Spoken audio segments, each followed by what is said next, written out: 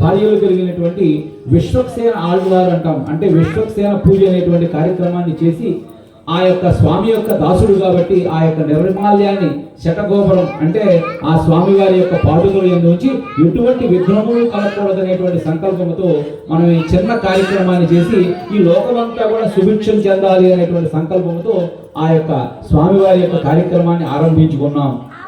అలాగే కూర్చున్న యజమానుల మీద కూడా అలాగే స్వామివారి యొక్క పాదుకల మీద కూడా ఆ యొక్క నిర్మాల్యాన్ని అంటే త్రయోదశ పూజ అంటే 13 రకాలైనటువంటి ఉపచారాలు చేసినటువంటి ఆ విష్ణుమూర్తి సైన్యాన్ని నిర్వహించేటువంటి ఆయన్ని ఆరాధన చేసుకుని ఆయనకి ఆ యొక్క అక్షతలను సమర్పణ చేసి స్వామికి ఎటువంటి విఘ్నములు కలగకూడదు అనేటువంటి సంకల్పంతో చెప్పుకున్నాం. తర్వాత పుణ్యాహ వాచన అంటే ఏదైనా ఒక మంచి కార్యక్రమం ఉత్కృష్టమైనటువంటి కార్యక్రమం చేయాలంటే సంకల్పం చేసుకుని నదీ స్నానం చేసి రావాలి.